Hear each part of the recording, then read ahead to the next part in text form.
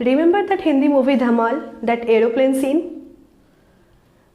That guy is on aeroplane, private jet, and he is calling the helpline, and then he is asking for, tell me quickly how to land the plane. The pilot is faint and I'm driving the plane and I don't know how to drive, how to land.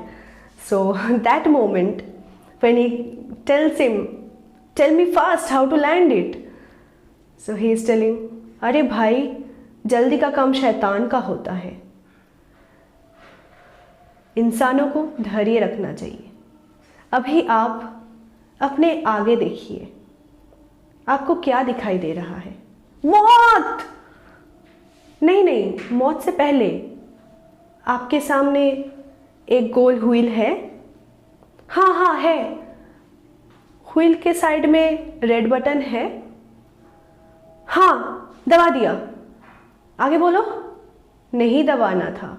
उस button को दबाने से main engine बंद हो जाता है. हाँ, comedy, right? It's not comedy, actually. I will call it tragedy. In our daily life, it is happening very often. We are not even ready to listen the whole sentence sometime. What the other person is telling to us. Why is this happening? Most of us are very bad listener, and we have to accept this fact. Even I used to be a very bad listener few years back. And I came across some techniques which I applied in my life, and I got the results also. So I will share these tips with you, basically 3 main tips which I applied in my life and I got the results. Now I can say myself a very good listener, at least. So this is Suchi. I'm gonna share you these 3 tips. So note it down. Tip number 1. To listen. To be an active listener, you have to listen very attentively. So you might be saying, this is very obvious. Listening attentively means being a very good listener. Right. This is the very fundamental thing you have to do. You have to listen to the other person very attentively. By attentively, I mean to say is, you have to listen for the sake of listening. When you are listening, you are not thinking about anything else, like what I am gonna reply, or maybe you are judging the person, whatever the person is saying, you are thinking like, no, he didn't say it correctly or something. No, let's not judge him for that moment. Let's just try to understand what exactly that person is trying to say. So that is the first rule of listening, is listen to it very carefully, as if the other person is going to ask you question from that. You know, like sometimes we are reading the book for the exam and we are actually preparing, like any question comes from that particular chapter or whatever, we are supposed to answer it correctly. That is our main goal while we are reading this attentively. So attentive listening means same. You can keep it on mind. What I generally do, that the other person may ask me some question from whatever they are saying to me. So if you are preparing yourself for the test coming up, then you must listen to it very carefully. So this is the first tip. Second tip is, listen to what is said as well as listen to what is not said also. Now, what do I mean by saying that?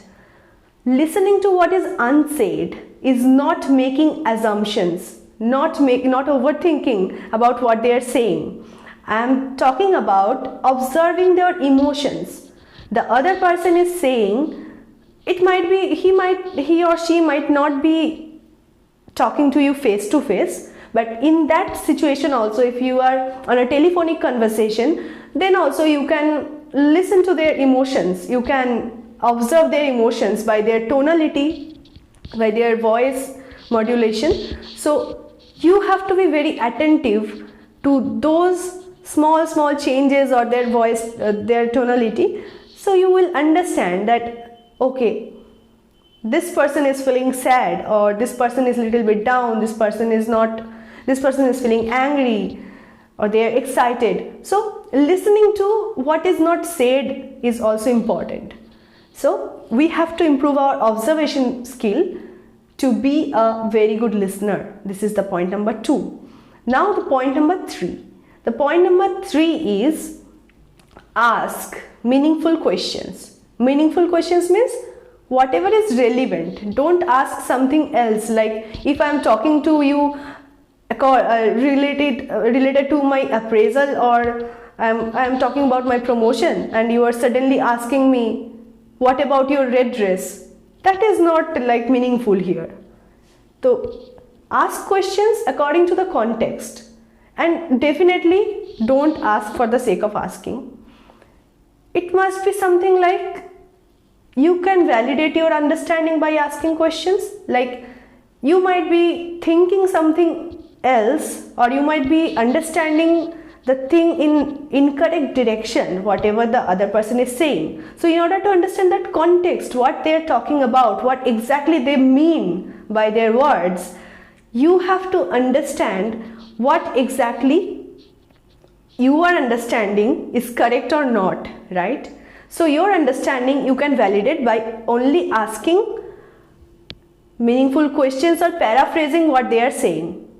But again, don't overdo it. If you are overdoing, like if they are saying, yeah, I went there, and you are then asking, oh, so you went there, it's fine for 1 or 2 times, or maybe, but if you are paraphrasing multiple times, like again and again, if you overdo this, then they might feel awkward. They will understand what you are trying to do, or maybe it will feel awkward. Okay, so don't overdo it, but paraphrase it when you are not understanding clearly what they are trying to say.